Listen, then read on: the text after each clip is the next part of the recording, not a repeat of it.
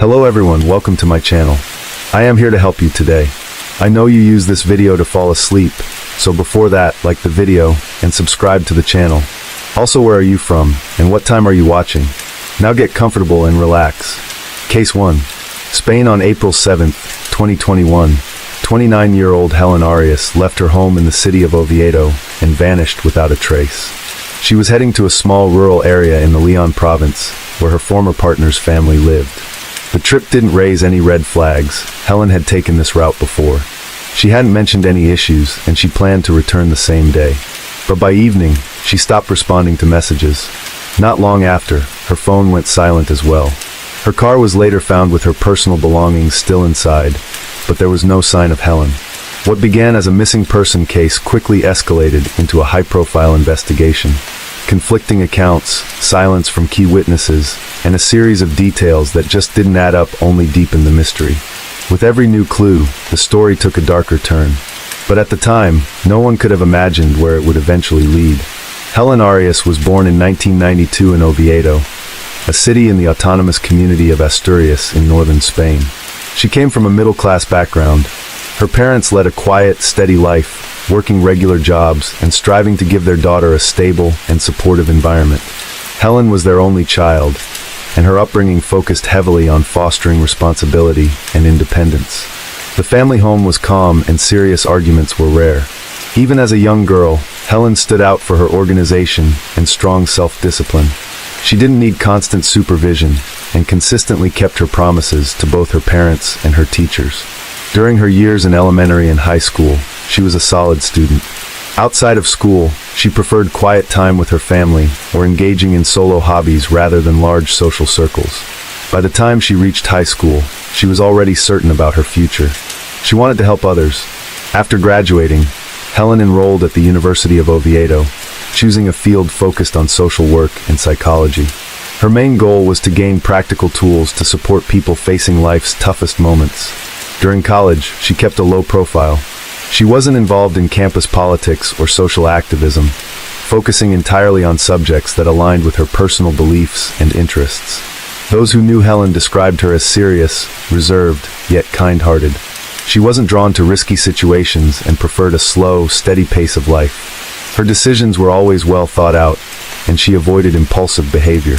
While she didn't show emotions outwardly, she spoke with sincerity.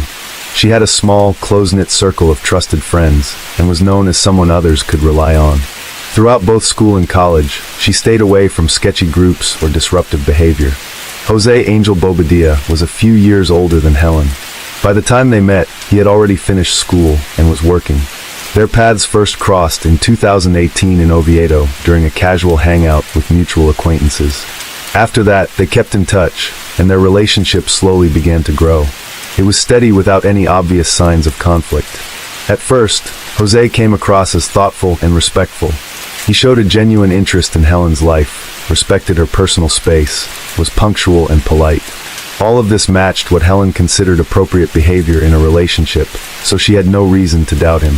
A few months into their relationship, Jose introduced Helen to his family. He lived in Prado de la Caspina, a small rural town in the Leon province. Helen met the Bobadilla family in 2019. She was introduced to his mother, father, and younger sister, Andrea. On the surface, everything seemed calm. His parents didn't show any resistance to Helen. Their conversation was formal, but respectful. Jose's sister, Andrea, being younger, seemed curious and friendly toward her brother's girlfriend. Helen didn't notice anything alarming during that first visit. His family appeared courteous, even if a bit reserved. As time passed, their relationship continued to develop. Helen started spending more time with Jose's family, and regular trips from Oviedo to Prado de la Caspina became a normal part of her routine. Jose was supportive and helped her with everyday issues. He didn't place unrealistic expectations on her and spoke about their future together, often sharing his long-term goals. However, when it came to his job situation, things weren't as steady. His income was inconsistent, and he had an outstanding debt of over 13,000 euros. Helen was aware of it, but she didn't view it as a red flag. She saw it as his personal issue and didn't feel obligated to get involved. Helen also maintained a friendly rapport with Andrea. Jose's sister was warm, talkative, and often shared her thoughts with Helen openly. Gradually, Helen became more involved in the Bobadilla family's life, blending into their everyday routine. By 2020, though, things between Helen and Jose began to shift. Beneath the surface of calm, cracks were starting to show. Their conversations turned tense more frequently. Jose's behavior became inconsistent, and he began making vague references to personal struggles he didn't fully explain. The underlying issue appeared to be that same debt, now over 13,000 euros, which still hadn't been resolved. Although Helen had known about it, Jose avoided discussing repayment plans, never clarified how he intended to manage it, and wouldn't say whether he was facing pressure from anyone else. He didn't offer any concrete solutions, nor did he seek help. Instead, Jose grew more withdrawn. He would sometimes disappear for long periods, ignoring messages and offering no explanation for his silence. His mood became increasingly irritable and distant. What had once seemed like a dependable relationship was beginning to show clear signs of emotional detachment. Around this time, Andrea's presence in their lives became increasingly noticeable. Jose's sister was often nearby, joining conversations, being present at get-togethers. While she never expressed open hostility, her behavior began to carry a quiet unease. Her conversations with Helen turned more formal, losing the warmth they once had. Andrea never criticized her brother directly or commented on his actions, but her silence only emphasized the growing tension within the family. By early 2021, the issue of Jose's outstanding debt began to take on a more pressing tone.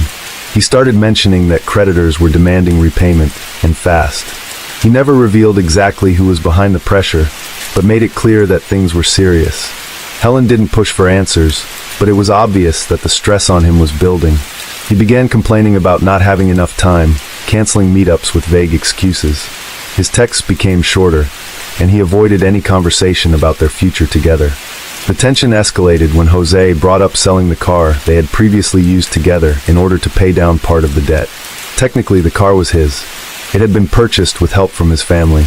Helen didn't object, but the suggestion itself signaled that things were deteriorating fast. Jose was now looking for quick fixes, yet he kept his family out of these financial discussions, which made Helen question how seriously he was trying to address the issue, or whether he had any real plan at all. Around this period, communication between Helen and Jose's parents came to a halt, where once she would occasionally speak with them during visits. That now stopped entirely. Andrea remained her only point of contact with the family, but even that role had become minimal. Helen found herself more and more in the dark about what was going on. The debt situation became more urgent, but the flow of information only shrank. Jose had grown distant, avoided discussions, and refused help.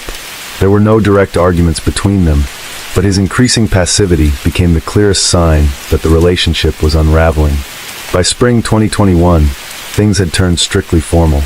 Their meetings became rare, and communication was reduced to sporadic texts. Joint plans disappeared.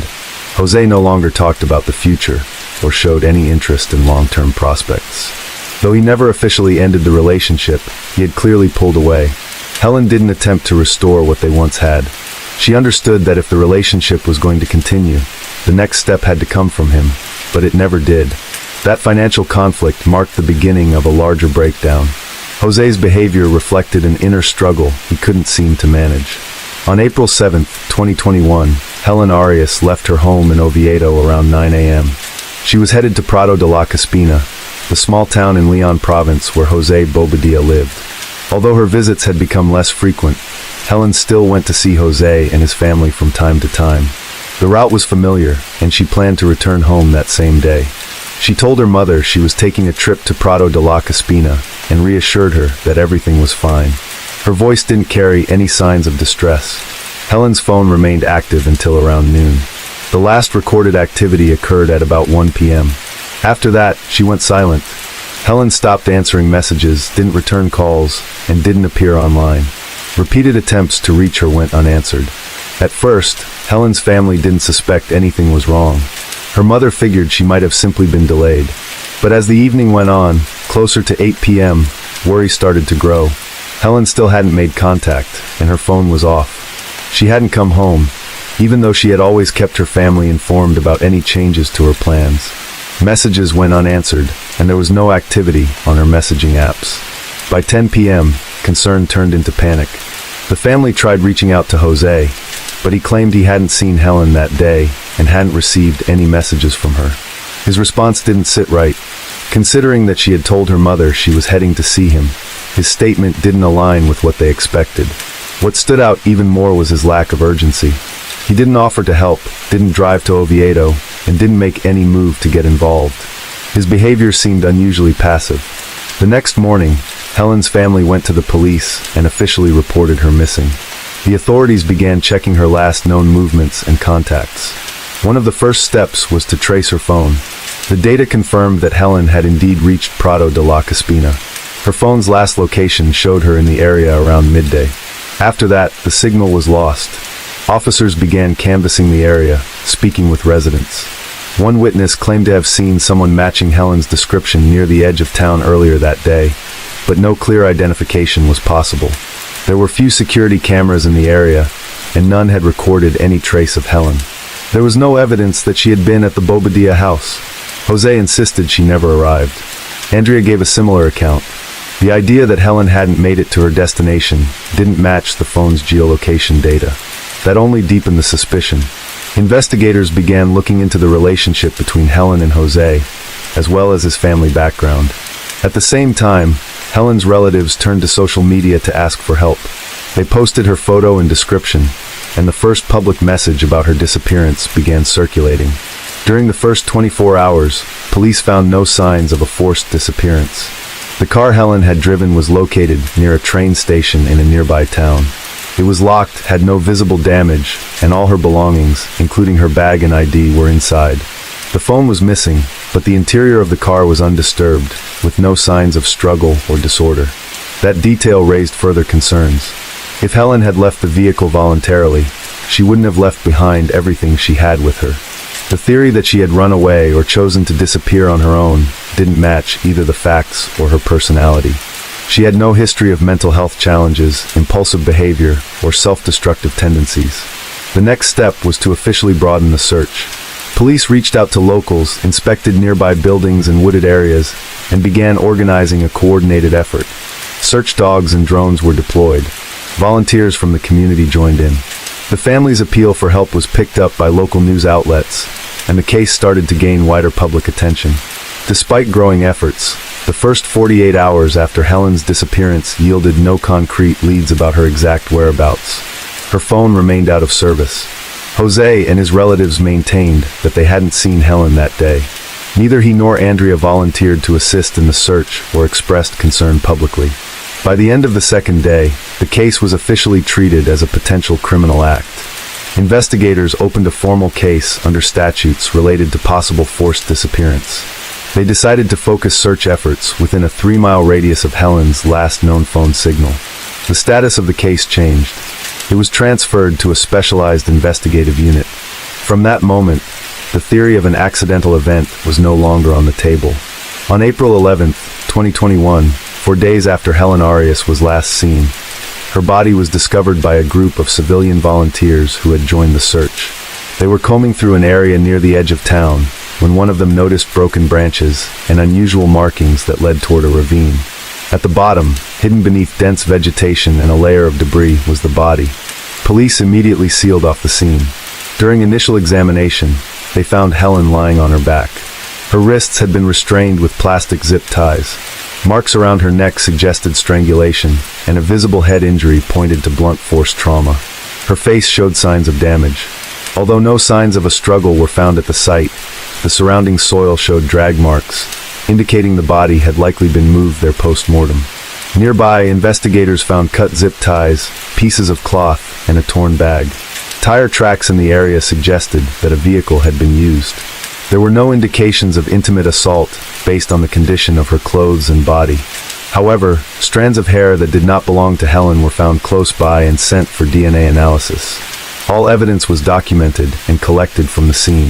Authorities recorded the depth of the ravine, possible entry paths, and a rough timeline estimating when the body had been placed there. The forensic report confirmed the cause of death was asphyxiation. While the blow to the head was serious, it wasn't fatal, though it likely caused unconsciousness. The time of death aligned with the period when Helen's phone had stopped transmitting signals. Medical experts concluded that she passed away within 1 to 2 hours of her last recorded phone activity. Her body showed no signs of prolonged exposure to the elements, indicating that it had been brought to the site after death and hastily concealed with whatever materials were at hand. That same day, law enforcement launched a rapid response to identify and detain those involved. The first to be taken into custody were Andrea Bobadilla and her former partner Raul. During questioning, Andrea revealed key information. She admitted to helping cover up the body and identified Jose as the one who initiated the act. According to her account, the confrontation between Jose and Helen happened inside the family home where the crime took place. Jose Bobadilla was taken into custody just a few hours later. He didn't resist arrest. During his first interrogation, he denied any involvement and insisted that Helen never came to see him that day. However, this claim was later contradicted by Andrea's testimony and data from Helen's phone geolocation records. Evidence collected from the site where Helen's body was found matched items located at the Bobadilla residence. Blood traces were discovered on the floor of a utility room. Forensic tests confirmed the blood belonged to Helen. Packaging from zip ties and scraps of fabric were identical to the materials found at the ravine. As the investigation progressed, authorities were able to reconstruct the sequence of events. Helen had arrived in town and was met by Jose. At some point, a confrontation occurred. Jose struck her, which caused Helen to lose consciousness. He then proceeded to take her life by asphyxiation. Andrea and Raul assisted in disposing of the body, transporting it under cover of night to a remote ravine. All of this happened without witnesses. Within 48 hours of the arrest, investigators had gathered enough evidence to file formal charges. All three individuals were placed in custody. The case was officially classified as a criminal offense involving premeditated action and concealment. During his questioning, Raul refused to testify. He did not confirm Andrea's account, nor did he offer an alternative version of events. His attorney stated that Raul was present, but unaware of the real purpose of the trip. However, investigators concluded that Raul knowingly participated, pointing to his behavior afterward. He didn't report what had happened and actively helped cover it up. At his third interrogation, Jose partially admitted to what had occurred, claiming he acted in a state of emotional overwhelm. But investigators determined that his actions were intentional and deliberate. He made no attempt to call for help, never reported the incident, and took active steps to conceal what had happened. Andrea and Raul were identified as accomplices. According to case documents, both had the chance to step away, but instead chose to help destroy evidence. The body of evidence included physical findings, Andrea's statement, DNA analysis, mobile phone records, and forensic evaluations of items from both the house and the burial site. The investigation concluded with charges including unlawful killing, complicity, concealment of a body, and providing false statements. All three remained in custody awaiting trial. The trial surrounding Helen Arias' death began in early 2022. The main defendants were Jose Bobadilla, his sister Andrea, and Andrea's former partner Raul. Prosecutors classified the act as a deliberate crime involving multiple participants, followed by efforts to hide the body and destroy evidence. During court proceedings, Jose partially acknowledged his role, admitting to the argument and the physical altercation, but denying intent. His defense argued that he had been emotionally unstable, provoked, and had not meant for things to escalate. The court ultimately did not accept that version. Witness testimonies, evidence from the scene, and Jose's actions following the incident were interpreted by the court as deliberate. Andrea confirmed her earlier statements during the trial. She detailed each participant's role, maintaining her previous account. Jose was the main perpetrator, while she and Raul assisted in concealing what had happened. Her defense asked the court to consider the pressure she faced from her brother and the fact that she didn't take part in any aggressive actions. Raul remained silent throughout the proceedings. His attorney argued that he had no intent and wasn't fully aware of what he was being drawn into. At the conclusion of the trial, the court found all three guilty. Jose Bobadilla was sentenced to 25 years in prison. Andrea received 8 years for assisting and covering up the crime. Raul was given 6 years for aiding and abetting. The prosecution deemed the sentences fair. Helen's family was present at the hearings. Her mother took the role of a private complainant. Her stance was firm. She pushed for the maximum possible penalties. After the verdict was read, she expressed disappointment, stating that the sentences given to Andrea and Raul were too lenient. Jose's family declined to comment. Several months after sentencing, Jose Bobadilla's defense filed an appeal. Their main argument was that key evidence used in the initial trial should have been ruled inadmissible. His lawyers claimed that Andrea's confession had been made under pressure, and that the items found in the family home didn't conclusively link Jose to the act. They also questioned whether the forensic evaluation met the required legal standards. The appellate court agreed to review the case. In the second trial, prosecutors maintained their position, pointing to Jose's coordinated actions, the concealment of Helen's body, false statements, and his failure to call for help. However, the defense introduced new arguments. They claimed the blow Helen received wasn't fatal, and that medical reports did not conclusively prove asphyxiation. They emphasized the absence of a clear motive and the influence of public pressure during the initial trial. During this second round, Andrea walked back parts of her original confession, saying she had spoken under emotional distress. Raul also didn't confirm what he had said earlier. This weakened the prosecution's case. The court ruled some of the earlier evidence inadmissible, given the retracted testimony and lack of direct proof of physical harm by Jose. The court concluded there wasn't enough to support a guilty verdict. In 2023, Jose was acquitted due to insufficient evidence and released from custody. The ruling caused a strong public reaction. Helen's family called the decision unjust. Her mother accused the court of undermining trust in the justice system. Prosecutors appealed the acquittal, but the higher court declined to reopen the case. Following Jose Bobadilla's acquittal, public debate intensified. For weeks, social media was filled with commentary, much of it criticizing the legal system. Opinions were split. Some believed the acquittal was a miscarriage of justice, while others pointed to the lack of solid evidence. Public confidence in law enforcement and the courts came under sharp scrutiny. Andrea and Raul's situation received less attention. They continued serving their sentences. The Bobadilla family did not make any public statements after the conclusion of legal proceedings. In Helen Arias' case, some key questions, especially about Jose's motive, remained unanswered. In both trials, he never clearly explained why things happened the way they did. Investigators believe the conflict escalated due to unresolved financial issues, emotional stress, and a breakdown in the relationship. Engagement really makes a difference. Case 2. Even in the most loving and tight-knit families, disagreements, misunderstandings, and conflicts can arise. Yet it's often within the family that people seek comfort, support, and validation. But the closer the bonds, the more dangerous and unforgiving things can become. Of course, enemies don't appear out of nowhere. Anger and resentment can quietly simmer for years. But when all those negative emotions finally explode, the results can be truly devastating. The story of a young woman named Anjana Lama Mahit is both disturbing and deeply unsettling in its intensity.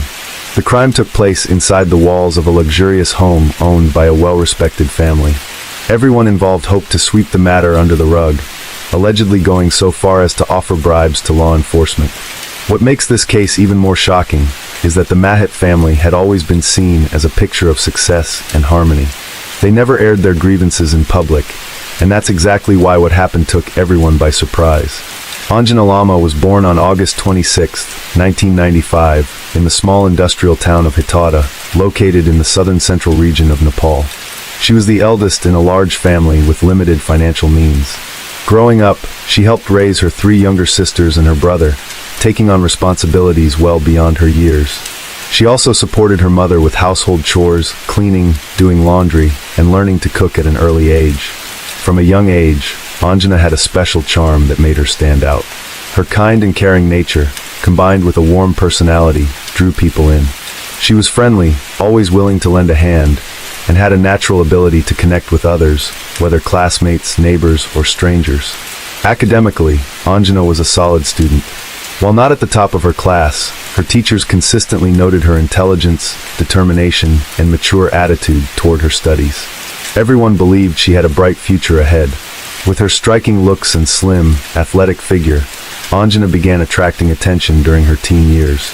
But it wasn't just her appearance that made her popular. She had a fun, light-hearted personality and could easily become the life of any social gathering. She avoided confrontation and always tried to resolve disagreements peacefully. Anjana had a real talent for drawing and dreamed of becoming an artist, fashion designer, or working in the beauty industry. She had all the potential to succeed, but she couldn't rely on financial support or connections from her family. Everything she achieved would have to come from her own hard work. While still in school, she met a young man named Prajwal Mahit, who was a year older.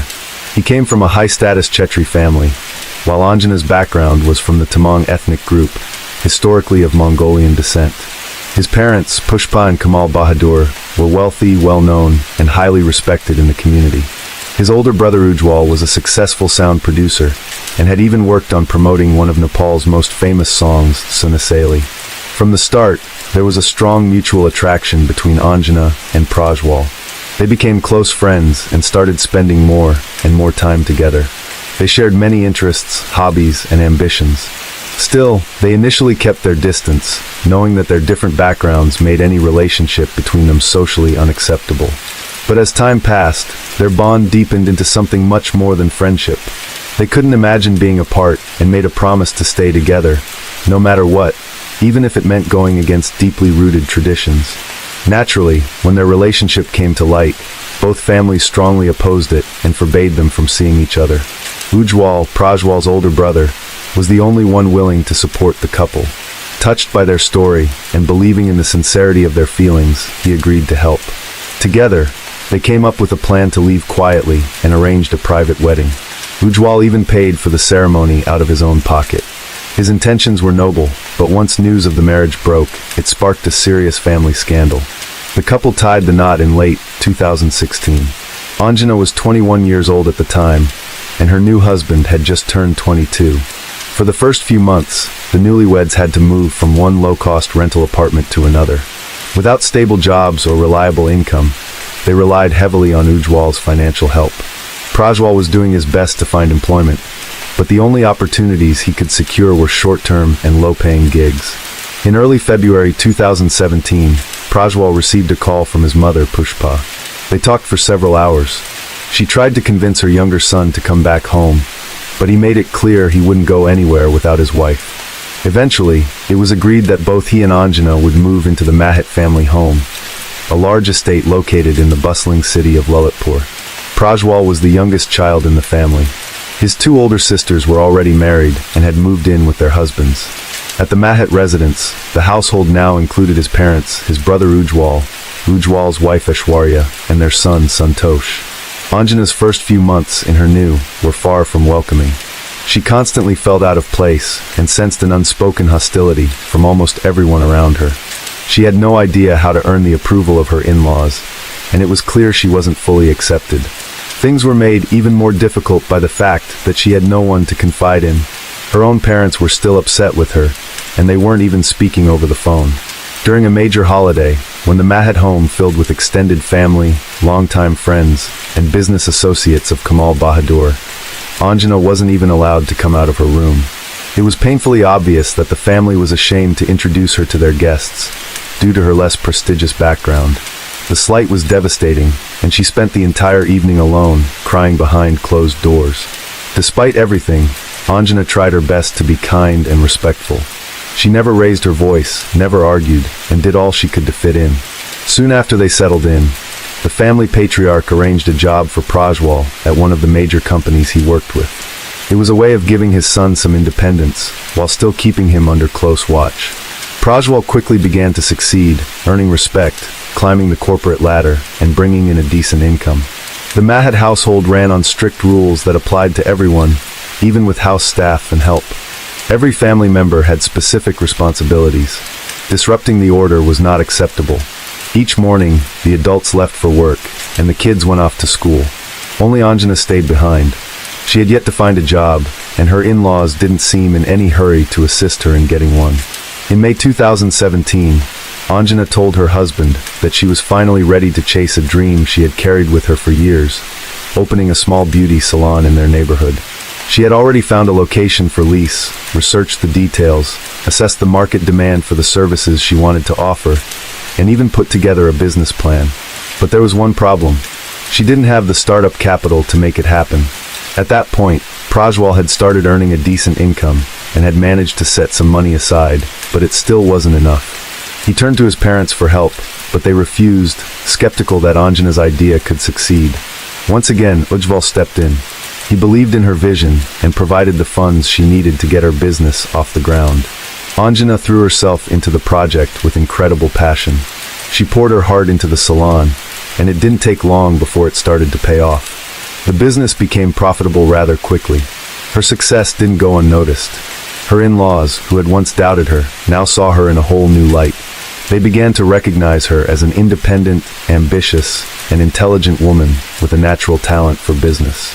Over time, the Mahit family's attitude toward Anjana changed. They started to value her opinions, show her genuine respect, and eventually accepted and embraced her as part of the family. For the first time, she felt a sense of peace and belonging. However, one thing still weighed on her. She hadn't reconnected with her own parents, and the silence between them remained unbroken. That's when Anjana came up with an idea. Her younger brother had just graduated from school, and she suggested he move to Lalitpur to attend one of the city's universities, where he would have far more opportunities than in their rural hometown. The plan was for him to live with Anjana and Prajwal in the Mahit family home, under her care and guidance. Prajwal's parents didn't object to the idea. In fact, they were open to welcoming the teenager into their household. To finalize everything, both families decided to meet in person.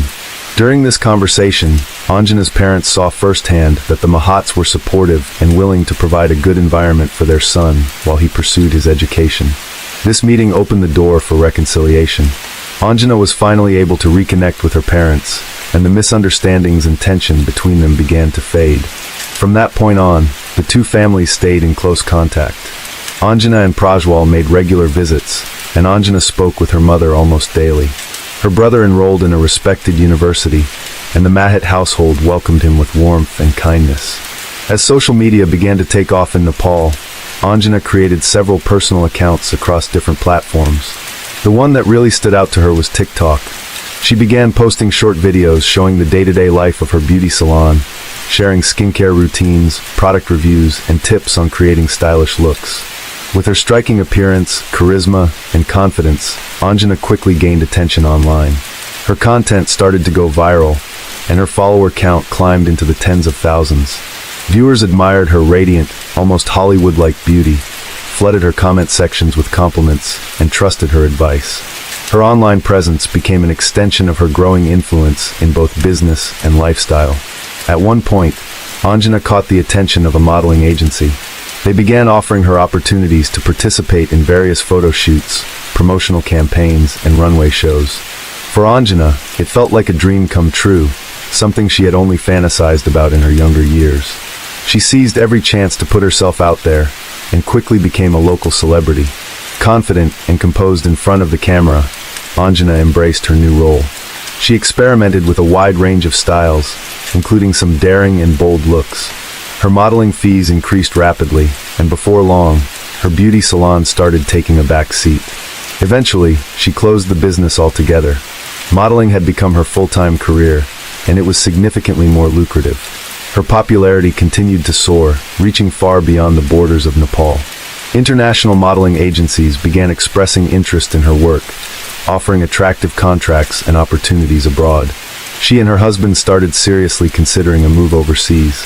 Their top choice was Canada, and soon the couple began preparing for the transition. When they broke the news to their families, the reactions were calm but cautious.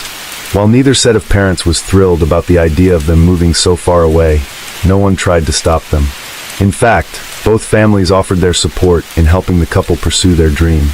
Back in 2018, Ujjwal had begun facing serious health complications following a prolonged illness.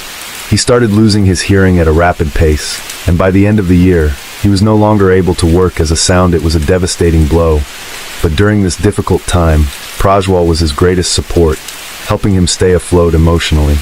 News of Prajwal's potential move to another country came as yet another emotional shock to Ujjwal. Adding fuel to the fire was Ujjwal's wife, Aishwarya. It's important to note that their marriage had been arranged. His parents had selected Aishwarya from a wealthy and influential family. She carried herself with pride and a sense of superiority. From the moment Anjana moved into the Mahit family home, Aishwarya took a strong dislike to her. She often made it clear that she believed Anjana didn't belong in their circle. Things eventually seemed to calm down, But when Anjana successfully launched her beauty salon and began to gain recognition, Aishwarya's jealousy began to show. The tension intensified when Anjana transitioned into modeling and started to thrive. She was young, beautiful, successful, and had built her career from the ground up. Even Anjana's in-laws, once skeptical, had grown to respect her deeply and considered her their favorite. Aishwarya, on the other hand, was consumed with resentment over Anjana's rising success. Fueled by bitterness, Aishwarya started spreading gossip and creating divisions within the family. She painted a damaging picture of Anjana, claiming that her modeling career was a cover for questionable behavior and alleged secret relationships. To back up her claims, she showed the in-laws photos of Anjana from swimsuit advertisements and insisted that such images were inappropriate for a married woman. Aishwarya had stirred up family drama on more than one occasion, but each time Anjana's husband stood by her and managed to de-escalate the situation. Over time, the rest of the family grew tired of Aishwarya's provocations, and her emotional outbursts were no longer taken seriously. That's when she shifted her focus to her own husband, Ujwal, trying to turn him against Anjana. The situation worsened dramatically when Ujwal's illness forced him to stop working. Now, spending most of his time at home, he became a captive audience for Aishwarya's ongoing complaints. She continually painted Anjana in a negative light, accusing her of causing rifts within the family. When she learned that Anjana and Prajwal were preparing to move to Canada, her frustration boiled over. Blinded by envy and resentment, Aishwarya began telling Ujwal that Anjana was tearing the family apart and planning to take Prajwal away for good. With his health failing and his younger brother being one of his few sources of emotional support, Ujwal started to believe that he was being abandoned, left alone during the hardest time of his life. Anjana had previously shared with her parents how difficult things had become living under the same roof as Aishwarya. She explained that Aishwarya constantly tried to sabotage her and spread false rumors. Her mother advised her to stay calm, avoid reacting to hostility, and not to air the family's dirty laundry, insisting these were only temporary hardships. On May 9, 2019, around 4 p.m., the phone rang in the Lama household. Anjana's mother picked it up and heard the trembling voice of her in-law, who pleaded with her to come to the Mahat home immediately. The woman was crying and couldn't give clear answers. She just kept asking them to hurry.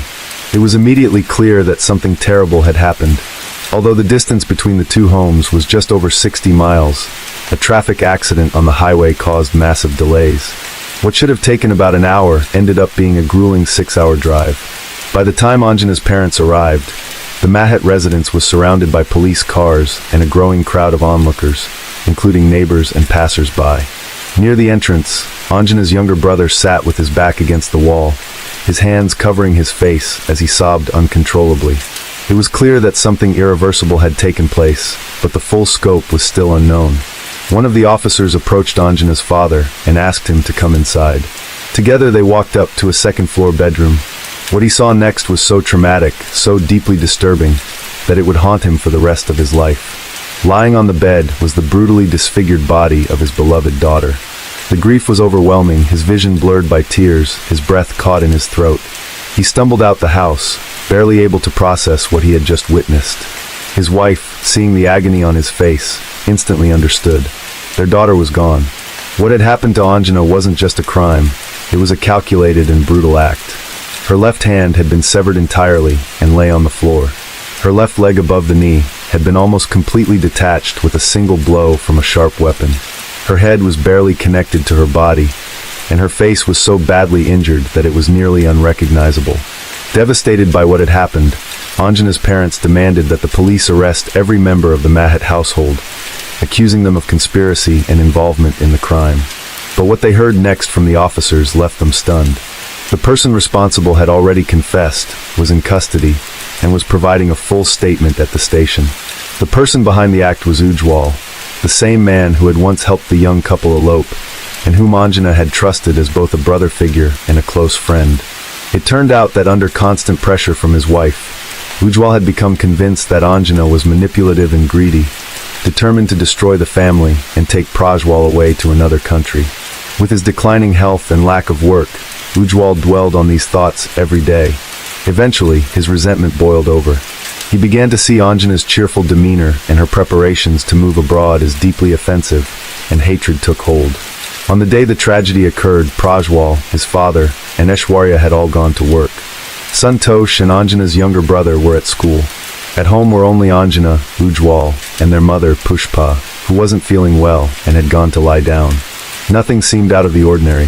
Around noon, Anjana stepped outside to fill a container with water from the outdoor tap, so she could water her beloved flowers near the house. She was in high spirits, humming a tune and dancing as she moved. From the balcony above, Ujwal watched her intently, trying to decide how to carry out what he had already resolved to do. When Anjana came back inside, she went to her bedroom and lay down with her phone in hand. Meanwhile, Ujwal was choosing his weapon. First, he picked up a large kitchen knife, but after handling it briefly, he decided it wasn't enough. He then went to the storage room where, among the tools, was a kukri, a large curved traditional Nepali blade used by Gurkha soldiers. Armed with the kukri, Ujwal went upstairs and entered Anjana's room. She, still focused on her phone, casually asked what he needed. Instead of answering, he approached the bed. It wasn't until he raised the weapon that she realized something was terribly wrong. She instinctively raised her arm to shield herself, and the first blow severed her hand.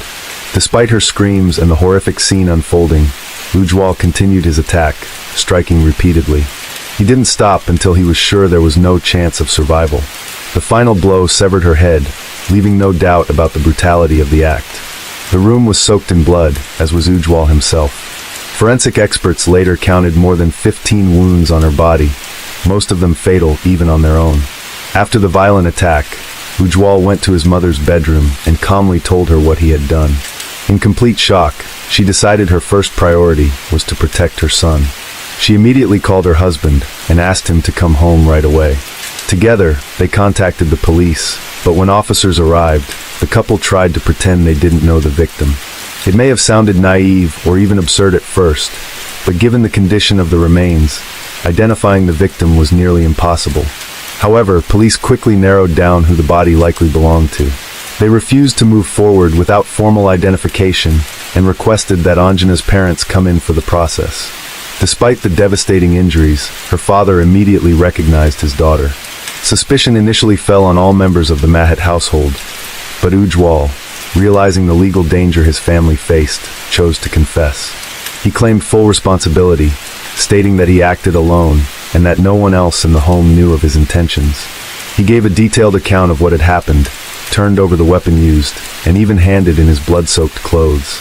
In a disturbing twist, Ujwal had become so consumed by what he was doing that he failed to notice he had severed part of his own finger. It apparently happened during the final moments of the act, and he only realized the injury after stepping out of the room, trying to decide what to do next. Anjana's parents had long known about the toxic environment in her marital home. They were aware that Aishwarya, her brother-in-law's wife, held deep animosity toward her and had influenced others in the household against her. They believed she may have played a role in fueling Ujwal's anger and driving him to commit the crime. The Lama family demanded that Aishwarya also be arrested for incitement, but authorities declined. Ujwal continued to insist he acted alone and bore full responsibility. Ujwal's wealthy parents hired one of the top attorneys in the country, sparing no expense in hopes of reducing the consequences their son faced. They were willing to go to great lengths to protect their eldest, even if it meant interfering with the justice process. Prajwal, however, stood firmly with Anjana's grieving parents. He demanded the harshest penalty for his brother, refusing to accept what had happened. The betrayal was immense.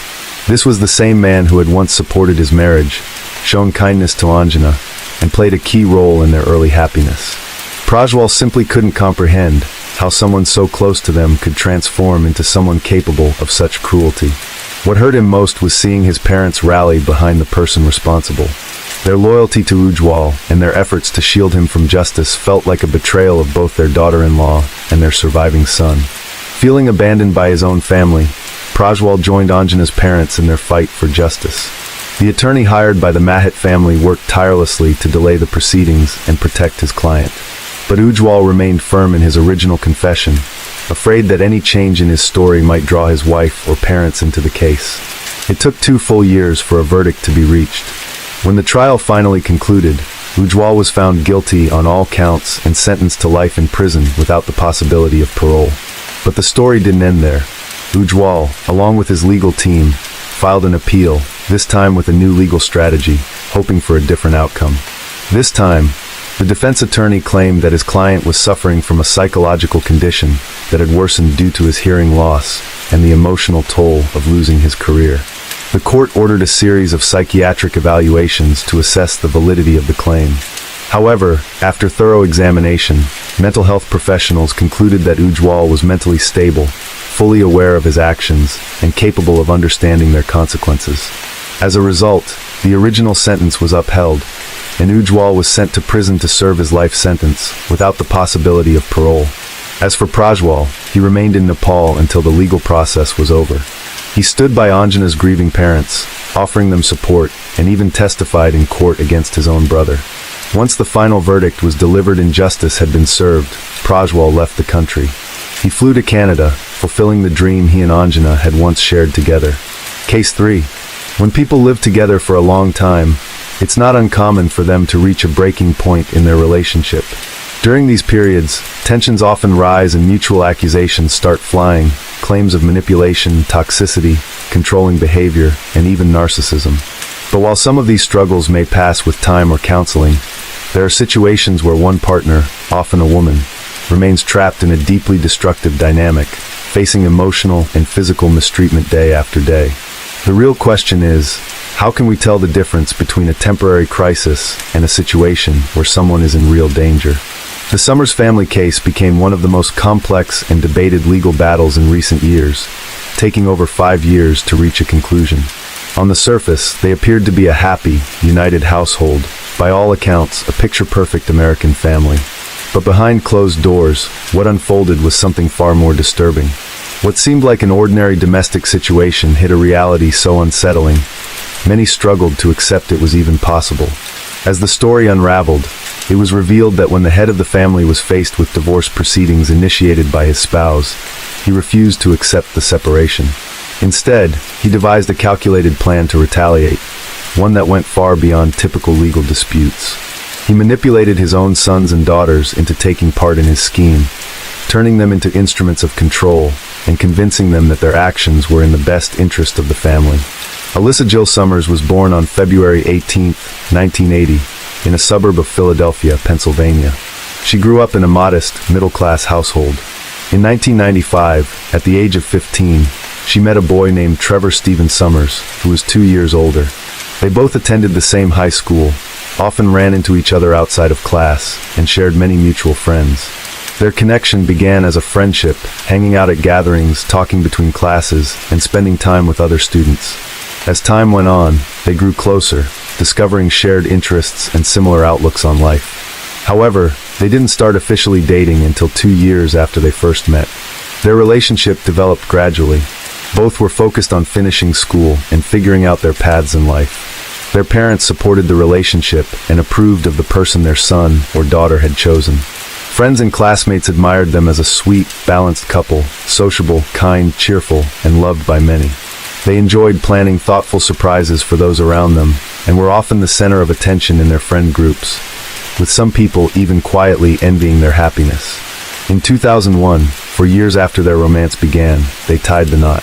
Alyssa was 21, and Trevor had just turned 23. By then, they had already been through enough to feel confident in starting a life together. Everyone believed they were headed for a long, happy marriage. The newlyweds moved into a modest home in Philadelphia and quickly began building a life together. In 2003, they welcomed their first daughter, Arden. 3 years later, Alyssa gave birth to their son, Landon. Over the next several years, their family grew to include 3 more, daughter Bree and sons Grady and Cooper. Alyssa chose to put her career on hold and devoted herself to raising their 5 kids and managing the household full-time. From the outside, the Summers appeared to be the definition of a happy, tight-knit family, and to be fair, in the early years, that was the reality. But as time went on, things began to change, and not for the better. Trevor had taken on the role of sole provider early in their marriage, and as the family expanded, the pressure on him only increased. Alyssa was a full-time stay-at-home mom, and the financial responsibilities fell squarely on Trevor's shoulders. In 2004, they moved to Florida, where he launched a landscaping company. But the business struggled from the start and eventually shut down just 3 years later. Following that, the family relocated to Alabama, There, Trevor opened a small used car rental and sales shop. Despite his efforts, that venture also failed. Every couple of years, the Summers family packed their belongings and moved to a new state, so Trevor could attempt yet another business. But time after time, those attempts ended in failure. Over more than a decade, Trevor dabbled in a wide range of ventures: real estate, pool maintenance, flower and souvenir sales. But failure seemed to follow him at every turn. Each attempt left him deeper in debt, yet Alyssa never lost faith in him. She stood by his side, offering unwavering support through every setback. No matter where they moved, the couple remained outgoing and friendly, quickly building new circles of acquaintances. Their home was always open to guests. Alyssa cooked warm, home-style meals, while Trevor enthusiastically pitched his next business idea, assuring everyone that this time it would work, that this project would finally bring them success. But as their household grew, it became harder and harder to make ends meet. Due to a poor credit history, Trevor was repeatedly denied loans. And aside from Alyssa and their sons and daughters, no one really believed in his entrepreneurial dreams. He even asked relatives to co-sign loans, but most dismissed him as unreliable. In truth, Trevor struggled to commit to any one path and kept hopping from one idea to another, hoping that something would eventually pay off. In 2015, the family returned to Florida, this time planning to settle down for good. The constant moves had taken a toll.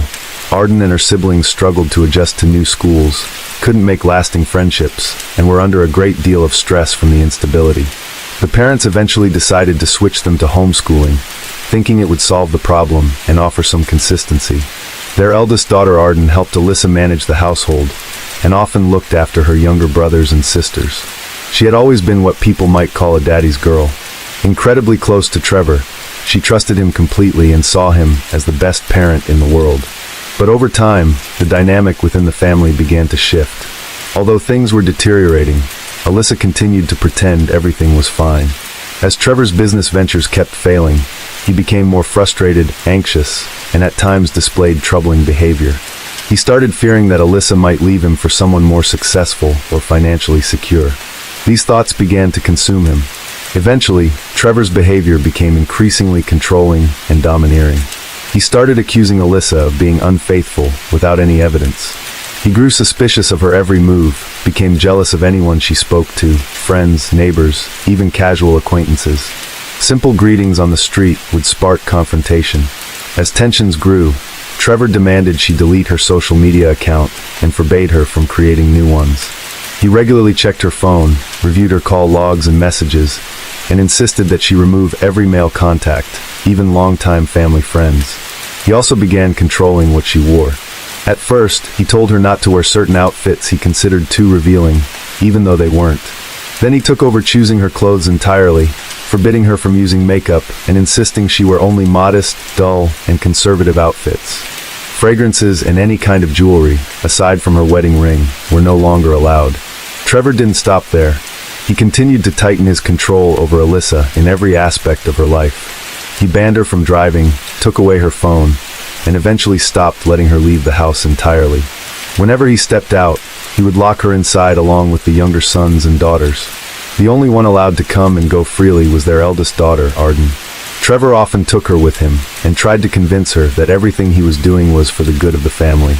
The head of the household monitored every detail of their lives. He knew where each family member was, what they were doing, who they spoke to, and what they ate. It seemed this control gave him a sense of power and satisfaction. Alyssa, more than anyone else, bore the brunt of this environment. She was constantly criticized, emotionally pressured, and blamed for everything that went wrong in Trevor's life. After 15 years of marriage, Alyssa finally told Trevor she wanted a divorce. She said she couldn't continue living under such oppressive conditions. His reaction was immediate and cruel. He slapped her across the face, hurled insults, and told her she was worthless, that no one would want her as a single mom. From that moment, the household rules became even more restrictive. Around the same time, Trevor came under police investigation for financial misconduct and was placed under house arrest. Being trapped in the house with him became unbearable for Alyssa. It was during this time that she realized she could no longer share a home with this person. In October 2016, Alyssa found herself once again confined within the walls of their home. For 2 full weeks, Trevor didn't allow her to set foot outside, The situation had become extremely dangerous, and he watched her constantly.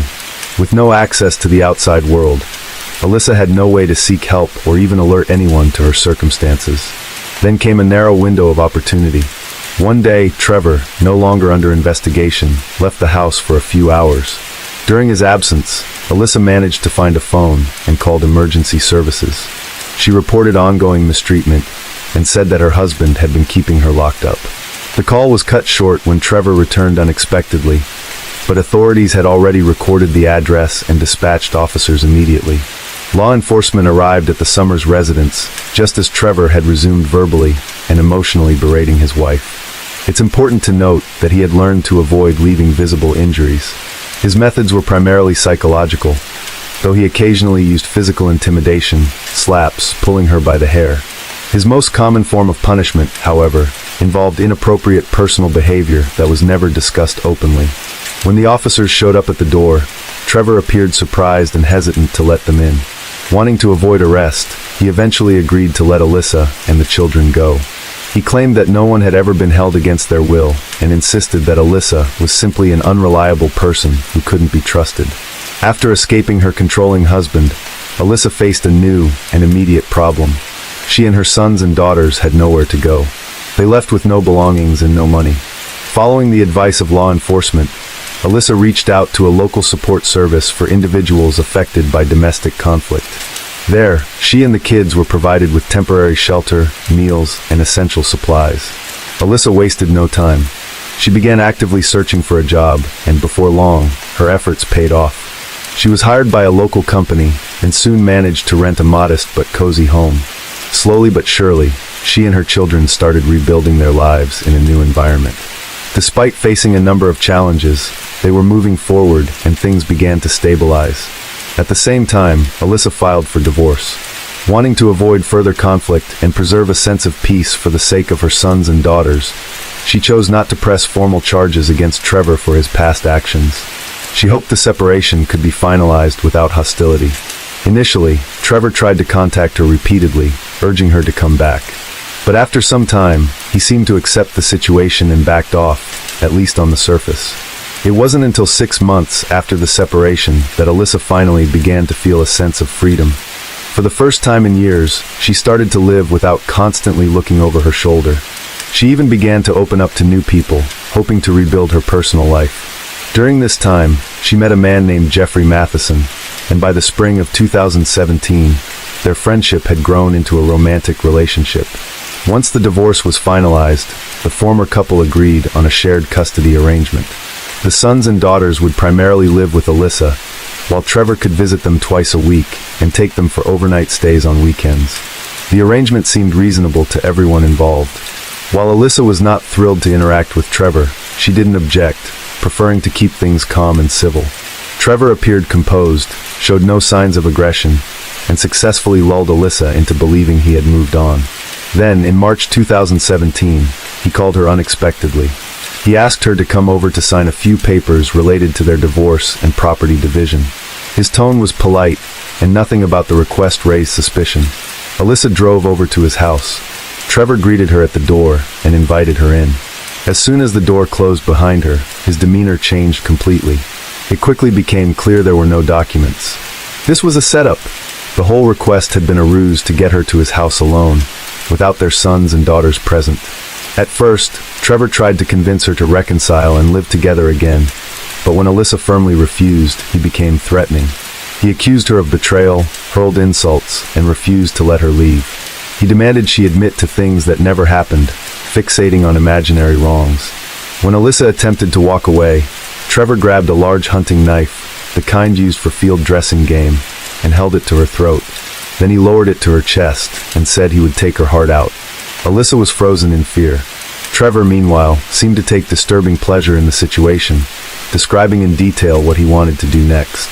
Trevor held his ex-wife captive for nearly 2 hours, hours that felt like an eternity to Alyssa.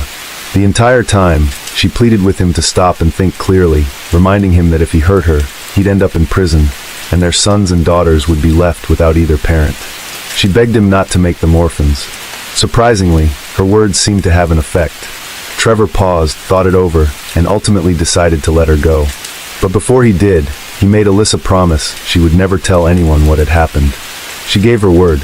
However, the moment she was far enough from the house, she contacted law enforcement and reported the threats and aggression. Trevor was arrested that same evening. Still, he denied everything, calling Alyssa a habitual liar and accusing her of betrayal and manipulation. There were no visible marks on her body, her clothing remained intact, and without physical evidence, it was hard to prove the assault had taken place. It became a case of her word against his. With no hard evidence, Trevor was released, though both he and Alyssa filed for mutual restraining orders. After the incident, Trevor shifted his focus to the children. He began trying to manipulate them emotionally, insisting that Alyssa was the only reason the family had fallen apart. Every time he saw them, he talked about how much he missed their mom and wished things could go back to how they were. He took them to places the family used to visit on vacations or weekends, trying to rekindle old memories and create a sense of longing. The kids, young and emotionally vulnerable, believed their father wanted what was best for everyone.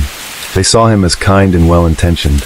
The one most affected was the eldest daughter, Arden, who had always idolized Trevor and saw him as a flawless parent. Trevor counted on her loyalty and made her the centerpiece of his plan. It's important to note that the children had never been subjected to harsh behavior from Trevor. Because of this, they didn't recognize the risk he posed. Alyssa, trying to protect their mental health, had never spoken poorly of their father. Fearing emotional harm or confusion, that silence made it easier for Trevor to manipulate them. At his request, the kids began keeping tabs on their mother, watching her, reporting back about daily routines, and sharing what she said or did. Working with Arden, Trevor started developing a plan, not for reconciliation, as he claimed, but for revenge. On Saturday, March 11, 2017, Trevor picked up the younger kids for their scheduled weekend stay. But later that night, he returned to Alyssa's house with the car lights off and parked on the side of the home. He waited patiently for a signal from Arden, who was supposed to crack open Alyssa's bedroom window and let him know when she and the middle kids had gone to bed. Once he saw the agreed signal, Trevor told the younger ones to stay quiet in the car, saying he was about to surprise their mom. Then he slipped into the house through the unlocked window. In the dark, he ambushed Alyssa. He dragged her out to the living room, took her phone, and used a cable tie to bind her wrists. When the frightened children followed after them, Trevor told them to go back to their room and assured them everything would be okay. After restraining Alyssa, Trevor turned to Arden, his 14-year-old daughter, and instructed her to take her siblings and drive them to his house using his vehicle. Although Arden didn't have a driver's license yet, Trevor insisted it was necessary and told her she could handle it. He reassured her that he and her mom would follow shortly in Alyssa's SUV, and that from that night on, their family would be back together. Once the car with the younger kids pulled away, Trevor returned to Alyssa to subject her to hours of unimaginable suffering. He injected her with a sedative he had prepared in advance, aiming to weaken her resistance. When the drug took effect, he dragged her into the bedroom, restrained her to the bed, and committed a disturbing act of aggression. Alyssa drifted in and out of consciousness, but Trevor deliberately kept her alert, ensuring she was aware of everything happening. While she lay helpless, he began speaking about having large sums of money in offshore accounts, and claimed he had purchased a yacht. His supposed plan was to take her and the children away to a remote location where no one would ever find them. He told her the family belonged to him, and that he wasn't letting anyone go. Meanwhile, Arden had managed to drive safely to her father's house with her brothers and sisters. Fortunately, it was late at night and the roads were empty, which helped the young teen avoid any accidents. She parked in the driveway, and the kids went inside, waiting for their parents, who never showed up. Around 5 a.m., Trevor began suffocating Alyssa with a pillow, tightening it around her face, then briefly letting go so she could catch her breath, only to start again. This terrifying pattern continued for about 30 minutes until Alyssa, physically and emotionally broken, agreed to comply with whatever he demanded. He then untied her, placed her in the car, and drove off down a quiet road leading out of town. At about 6 a.m., a car pulled into the parking lot of a small, 24-hour convenience store on the outskirts of the city. A man exited the vehicle and walked into the store. Just minutes later, a barefoot, partially clothed woman with her hands bound managed to escape from the passenger seat. She ran toward an employee who was standing outside, begging for help. Suddenly, the man came rushing back out of the store, grabbed Alyssa mid-run, and forced her back into the car. The vehicle sped off before the stunned witness could react, but he had seen enough to understand that he had just witnessed an abduction. Thankfully, he managed to remember the make, color, and even the license plate number of the vehicle, and quickly provided that information to authorities. Law enforcement tracked the car owner using the license plate. What they discovered raised immediate concern. The name was linked to an active restraining order, a volatile divorce, and reports of controlling behavior. The top priority became locating the sons and daughters to ensure their safety. They were found at Trevor's home, but none of them knew where their parents were or what was happening. They were confused and had no understanding of the terrifying events unfolding elsewhere. The young witnesses were interviewed one by one with care, and what they revealed painted a disturbing picture of life inside the Summers household. The sons and daughters hadn't realized the severity of what had been happening around them. They were never on the receiving end of their father's actions, so his controlling behavior and mistreatment of their mother seemed like just a regular part of life. But the details they shared made it clear. Alyssa was in danger and had to be found as soon as possible. At that point, Trevor and his hostage were already far from the city, heading toward an isolated area near the coastline. He stopped at a small hotel they had visited as a family. Lost in memories for a moment, his demeanor suddenly shifted. Trevor said he had figured out a solution. He pulled out a notebook and pen and began writing what appeared to be a farewell letter. Then, dissatisfied, he tore out the page, crumpled it, and started over. This continued for hours. Alyssa realized that he was planning to end her life, and then his own, using the letter to explain it all to their sons and daughters. After Alyssa's failed escape attempt in the supermarket parking lot, surveillance cameras had caught glimpses of their car, helping authorities narrow down the direction they were heading. The search lasted 55 hours. During that time, Trevor wrote multiple farewell notes and used a razor blade to cut Alyssa's wrist in an attempt to make it look like she had harmed herself voluntarily. Eventually, Trevor brought her to Little Harbor, a coastal resort town. There, he once again violated her and told her they would soon be leaving the world together. He put a makeshift cord around Alyssa's neck and began strangling her, but just then, the sound of sirens echoed nearby.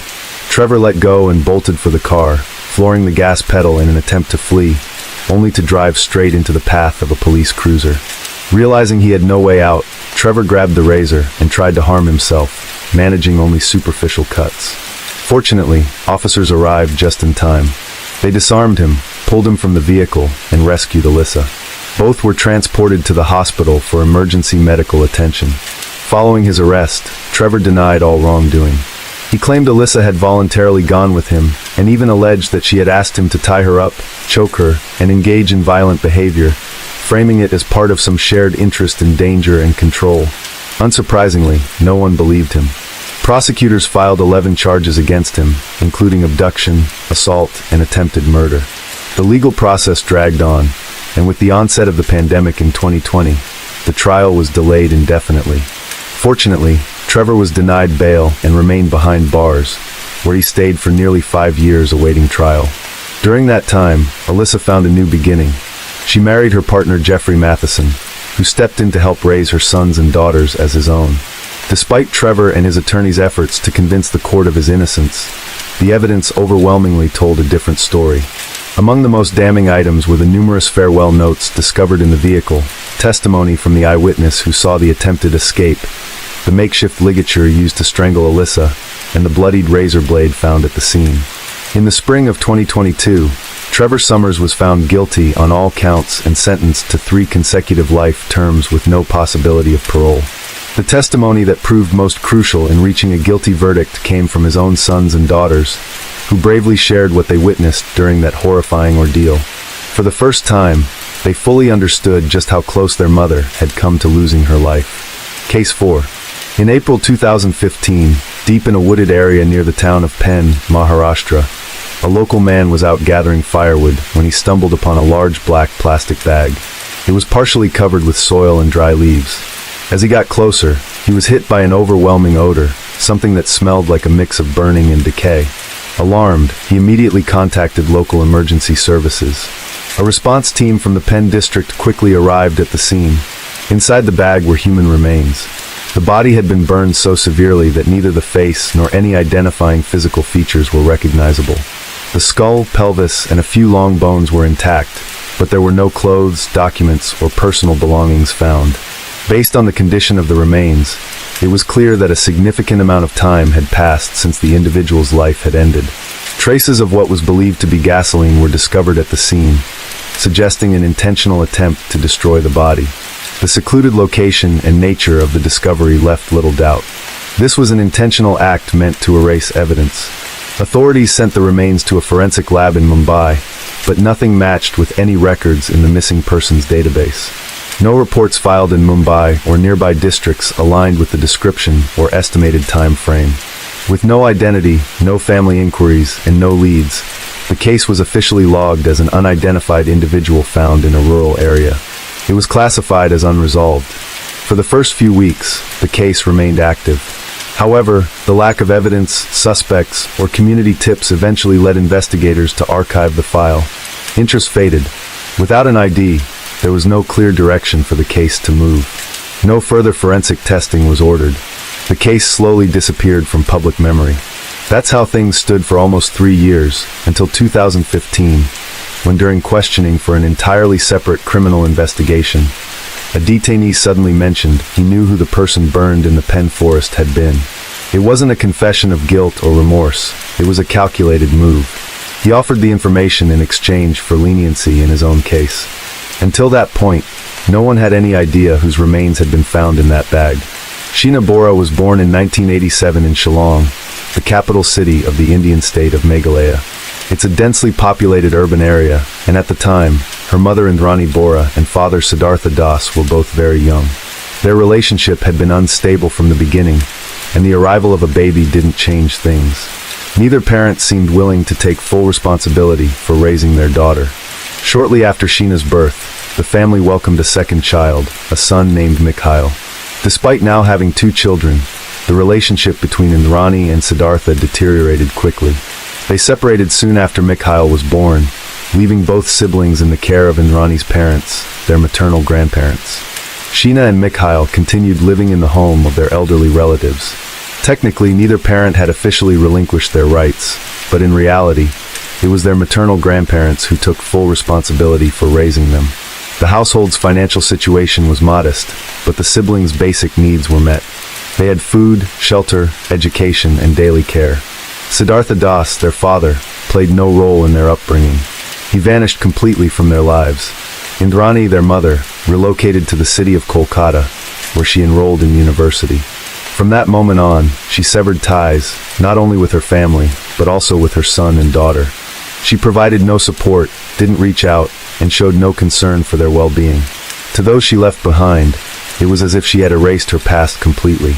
Despite the absence of their parents, the grandparents did their best. The siblings went to school, and their guardians tried to explain that their parents were simply busy, that it was necessary.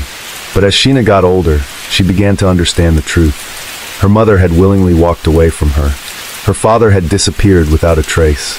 During her teenage years, Sheena began to harbor feelings of hurt and disappointment. She struggled to understand why her mother had chosen education and career over making space for her in her life. With her departure, Indrani had effectively broken free from her former world. After graduating from college in Kolkata, she rapidly reinvented herself. She married Sanjeev Khanna, a businessman from the same city. This was her first official marriage. Together, they launched a company and became deeply involved in building their business. Sanjeev was already financially established, and this marriage gave Indrani an entry point into a higher social circle. They had a daughter together. However, the relationship soon unraveled. Disagreements, personal conflicts, and a power struggle within the business eventually led to a split. In 2002, their marriage was formally dissolved, though they retained joint ownership of parts of their company. After the divorce, Indrani did not return to the home where Sheena and Mikhail were still living. Instead, she moved to Mumbai. Mumbai is India's largest city and its financial capital, a place where banks, media networks, stock exchanges, and corporate headquarters dominate the skyline. But side by side with this world of luxury, high-rises, exotic cars, and elite private clubs, exists another Mumbai, home to some of Asia's most densely populated informal settlements, lacking basic services like electricity and sanitation. The contrast between wealth and hardship is stark. It was against this backdrop that Indrani Mukherjee began yet another chapter in her life. She entered into a new relationship, this time with Peter Mukherjee, a media executive who was then serving as the CEO of a major television network. Their connection quickly evolved into marriage. After her divorce from Sanjeev, Indrani brought her daughter Vidhi with her to live with Peter. Eventually, Vidhi was legally adopted by him. With Peter, Indrani cemented her position in Mumbai's elite circles, both in business and high society. This marriage proved pivotal for her, granting access to powerful connections and elevated status. In her new life, Indrani concealed her entire past, including the existence of her children from previous relationships. In her new world, Indrani had completely detached from her past. No one in her professional or social circles had any idea that Sheena and Mikhail even existed. She never mentioned them, neither in business meetings nor in personal conversations. In the official version of her life, there were no children from a previous chapter. Even her own parents, still living in Shillong, had no idea where she was, whom she had married, or what ventures she was involved in. In the upscale areas of Mumbai, Indrani carefully crafted the image of a powerful, independent woman. She attended exclusive events, hosted private gatherings, networked with investors and media executives. She was known in business circles as the co-founder of successful companies and the wife of one of the most influential figures in the media industry. She was welcomed at high-end clubs, private screenings, and international conferences. But beneath this polished exterior, personal truths were deliberately hidden. The most important condition for maintaining this new reality was to keep her past entirely concealed, especially when it came to Sheena. No one from Indrani's current circle could find out that she had a grown daughter from a previous relationship. Even Peter, her husband at the time, wasn't fully aware of the truth. Indrani claimed that Sheena was her younger sister, whom she had raised. Their first contact didn't occur until 2006, when Sheena, now a young adult, took the initiative to reach out. But more on that later. One likely reason for Indrani's secrecy was concern over her reputation. In the social circles she now moved in, the revelation that she had adult children from a previous relationship could be seen as damaging or inconsistent with the polished narrative she had built. Another possible motive may have been financial. If Sheena were legally acknowledged as her daughter, she might have a claim to assets or inheritance that Indrani wasn't willing to share. By 2006, Sheena was 19. She had finished school and began thinking seriously about her future. Her grandparents were still doing their best, but their financial situation hadn't improved. Higher education was out of reach, and her younger brother Mikhail needed care. He was dealing with health issues. Their mother had remained out of contact for years. But on her birthday, Sheena managed to find Indrani's phone number and made the bold decision to call. The conversation lasted a while. For the first time in years, Sheena heard the voice of the world and then vanished. Indrani shared that she was now living in Mumbai, married, with a new family and a thriving career. She didn't explain why she had disappeared, didn't apologize, and didn't offer any reflection on the past. The conversation was polite but emotionally distant, yet it marked a turning point. Sheena expressed a desire to reconnect. She wanted to rebuild their relationship. Indrani didn't agree right away. Sometime later, she said she was open to having Sheena move to Mumbai, but under one condition: no one in her life could know that Sheena was her daughter. She would have to present herself as her younger sister. Indrani gave no further explanation for this demand. At first glance, the offer looked like an opportunity to change the course of her life. Mumbai, a major metropolis, was full of potential. For Sheena, it meant the possibility of getting an education and starting fresh. But the condition her mother set came with a heavy price. Sheena would have to give up her identity. Moving to a city where she would not be acknowledged as a daughter and would be asked to conceal the truth about herself was a painful decision. Still, Sheena agreed. She longed for change, yearned for connection with her mother, and hoped to escape the difficult circumstances she had grown up in. Sheena left Shillong and relocated to Mumbai. That's where she was met by Indrani.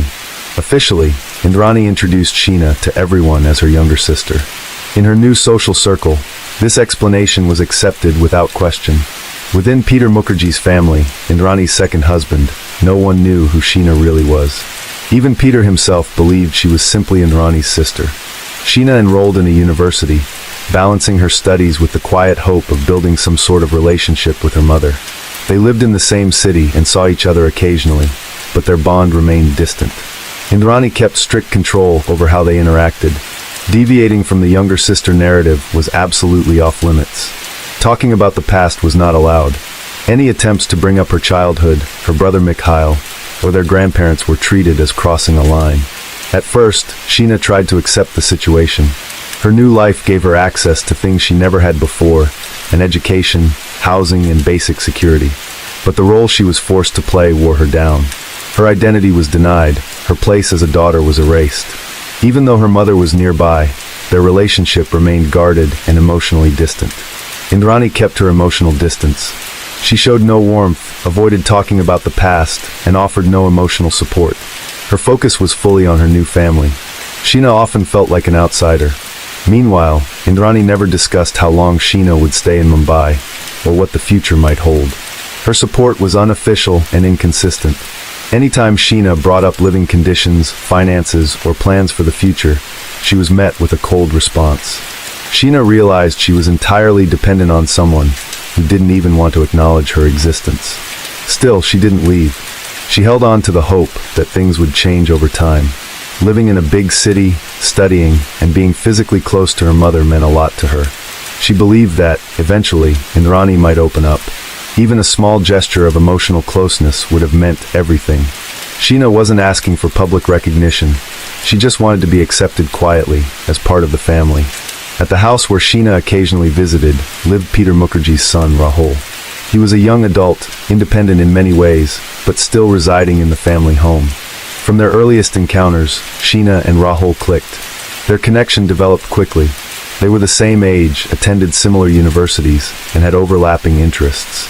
Both felt the pressure of growing up under strong-willed parents. In a household filled with boundaries and formal relationships, their friendship offered a rare sense of freedom. Before long, they were spending a lot of time together, well beyond the scope of family visits. Their relationship turned romantic. At first, Indrani didn't notice the growing closeness. Sheena and Rahul were often seen together in a family context, and nothing seemed unusual. But once it became clear that their connection was personal, Indrani's behavior changed dramatically. She strongly objected and demanded that they end the relationship immediately. The official reason she gave was that such relationships within a family, even without any biological ties, created tension. Indrani argued it was inappropriate from both a moral and social standpoint. But there were deeper motives behind her reaction. She understood that a romantic relationship between Sheena and Rahul could lead to the truth coming out. If things became serious, Sheena might reveal her real identity. That would shatter the carefully constructed illusion and have serious consequences, both personally and professionally. Indrani began trying to influence Sheena, first by persuasion, then insistence, and eventually through pressure. At one point, she even limited their contact entirely by sending Sheena to stay with her grandparents in Shillong. Indrani hoped the distance would break the bond between Sheena and Rahul. But the result was the opposite. Time apart only strengthened their connection. Rahul stayed in touch.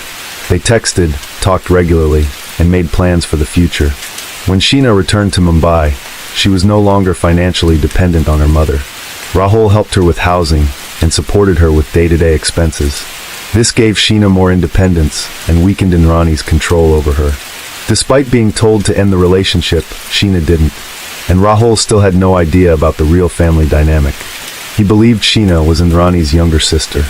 To him, they were equals in a genuine relationship, and he had no reason to suspect their connection threatened to expose a hidden truth. On April 24, 2012, Sheena arranged to meet Indrani. According to Indrani, the plan was to have dinner together. Although their relationship had been tense, Sheena still wanted to maintain contact. She hoped this meeting might be a step toward rebuilding their bond. That day, Sheena had work. After her shift ended, Rahul picked her up. They spent a few hours together.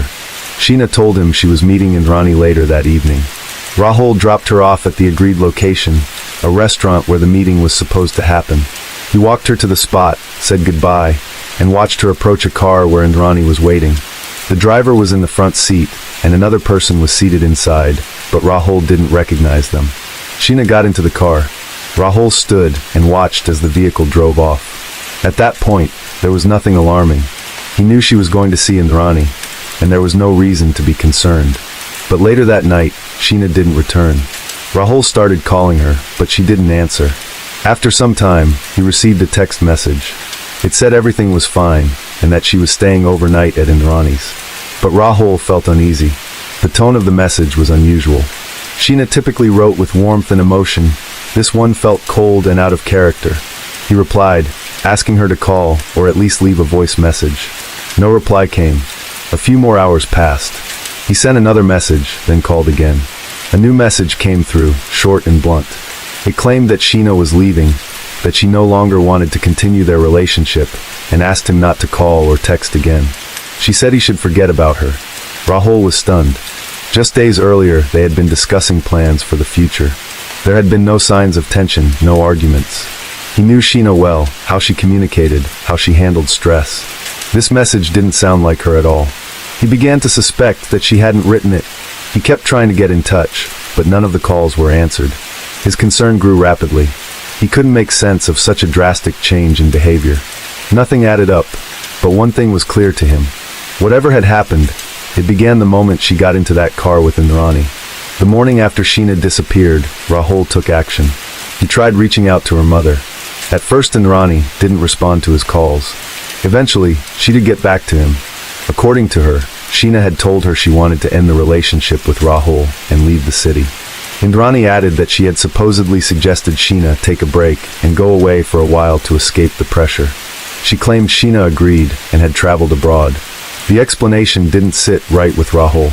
The abrupt end of their relationship, the sudden change of plans, and Sheena's complete disappearance, all in one night, seemed deeply suspicious. He kept trying to stay in touch, but each time he got the same story. A few days later, he managed to speak with Peter Mukherjee. Peter repeated the same version, that Sheena had left voluntarily and didn't want to be contacted. Rahul didn't buy it. He went to the police. Officers listened to him, but refused to file a missing person report. They explained that Sheena was an adult, legally entitled to make her own decisions, and that disappearing wasn't, in itself, grounds for an investigation. They asked for evidence that she was in danger. Rahul showed them their recent text conversations, pointing out that the messages didn't sound like her. But it wasn't enough. He returned to the station several times over the following days. He asked them to run checks, trace her phone, contact her through network providers. The response was always the same. Without clear signs of a threat, the authorities wouldn't act. The officers stressed that they couldn't intervene unless there was proof of a direct risk to her safety. Days passed. Sheena stayed silent. No calls, no texts, not even a trace of activity on social media. Rahul tried to track her down himself. He called the university, her workplace, mutual friends. The answer was always the same. No one had seen her since she met with Indrani. He went back to the police, this time pleading to at least have her disappearance officially documented. They still wouldn't listen. No case was opened. Their position remained unchanged. An adult woman was free to leave on her own terms. Rahul didn't give up. He reached out to Sheena's grandparents in Shillong. They hadn't heard from her either. She hadn't called or sent any messages. They were worried, but didn't know what steps to take. They lacked the resources to do much. Her younger brother Mikhail also tried to understand what was going on. He called their mother, but got no clear answers. Weeks went by. More and more signs pointed to the fact that Sheena hadn't left on her own. No one had received any word from her. There was no evidence of travel or a change in residence. No airline had a record of her departure. Rahul was convinced something serious had happened to her the night she met Indrani. Still, the police took no action. There was no official search, no media coverage. Sheena's disappearance didn't make headlines. For most people, it simply didn't exist. Only 3 people raised alarms: Rahul, her brother, and her elderly grandparents in Shillong. Everyone else stayed silent. In 2015 in Mumbai, police arrested a man named Shyambar Rai. He was taken into custody for illegally possessing and transporting firearms. During a search, officers found several unlicensed weapons in his possession. That gave law enforcement grounds to open a full criminal case. Initially, the arrest had no connection to Sheena Bora's disappearance. During questioning, realizing the potential severity of his situation, Rai offered to cooperate. He said he had information about a serious crime that had occurred in 2012. His words were specific. "I know who is responsible for what happened to a young woman." At first, officers didn't take him seriously until he gave details that pointed directly to the case of Sheena Bora. Rai revealed that he had worked as a personal driver for Indrani Mukherjee, the wife of media executive Peter Mukherjee, and that he often carried out private tasks for her. According to him, in April 2012, he witnessed and was involved in events connected to the disappearance of a young woman everyone believed to be Indrani's younger sister. But Rai stated that this wasn't true. The woman wasn't her sister at all, and her real relationship to Indrani had been intentionally hidden. On April 24, 2012, Indrani instructed Rai to drive to a specific location in Mumbai where Sheena was scheduled to meet her under the pretense of having dinner together. Rahul, unaware of any danger, had actually dropped Sheena off himself. Rai recalled seeing her get into the car. Inside were Indrani and Sanjeev. Prior to this, Rai said Indrani had mentioned a trip but hadn't shared any specifics. He sensed it was something unofficial and deliberately kept secret. During the ride, Sheena was offered a drink. A few minutes after consuming it, she began feeling unwell. She became disoriented and soon lost consciousness. Indrani instructed Rai to keep driving. The car headed toward the outskirts of the city. They eventually left Mumbai and traveled toward a forested area near the town of Pen. When the car stopped, Indrani and Sanjeev took over. Rai said Sanjeev held Sheena's body, while Indrani carried out the act that ended her life. He emphasized that Indrani seemed confident and showed no hesitation. It all took place in the back of the vehicle. Afterward, they placed her body in a large black plastic bag, which Rai had been told to keep in the trunk earlier that day. They then drove deeper into the woods. At night, with only minimal light, they stopped in a remote area far from any main road. Rai, following Indrani's instructions, helped carry the bag to a secluded spot. There, according to him, Indrani and Sanjeev poured a flammable liquid over the body and set it on fire. The flames quickly engulfed the bag. They waited until the fire had nearly burned out before all three left the scene. These events matched every detail of an unsolved case from 2012 involving unidentified remains found in a forest near Pen. Until Rai's confession, authorities had never connected those remains to Sheena's disappearance. His statement established the first direct link between the incident and people from Sheena's inner circle. Rai claimed he hadn't acted of his own free will. At the time, he was in a difficult financial situation and desperately needed money. He said Indrani promised to cover his family's medical expenses in exchange for his cooperation. Following Sheena's disappearance, Rahul never stopped searching for answers. Years went by, but he didn't give up. Neither Indrani's explanations nor the police's formal dismissals satisfied him. He always believed the story about Sheena voluntarily leaving town was false. He was certain the truth was being kept from him. Rahul began gathering evidence. He saved old messages, reached out to friends, and reviewed documents. Eventually, he got hold of Sheena's personal notes, in which she hinted at a difficult relationship with her mother and expressed fear that their secret could be exposed. She wrote about feeling pressured and about living under a false identity. Rahul pushed for a full investigation into her disappearance. He eventually succeeded in getting a DNA analysis ordered. The biological comparison confirmed what he had long suspected. Sheena wasn't Indrani's sister. She was her biological daughter. That revelation completely dismantled the public narrative Indrani had maintained for years. Clear motives began to emerge. Indrani was deeply afraid that the truth about having an adult daughter from a previous relationship would come out. In the social circles she moved in, where image and status were everything, such a revelation could threaten her entire standing. Peter didn't know the truth. Their marriage was built on a carefully curated version of her past. On top of that, there were financial implications. If Sheena were officially recognized as her daughter, she would have had a legal right to a portion of Indrani's assets. That could affect not just Indrani, but also her younger daughter and Peter. Rahul, meanwhile, received no support. Peter's relatives were firmly against him.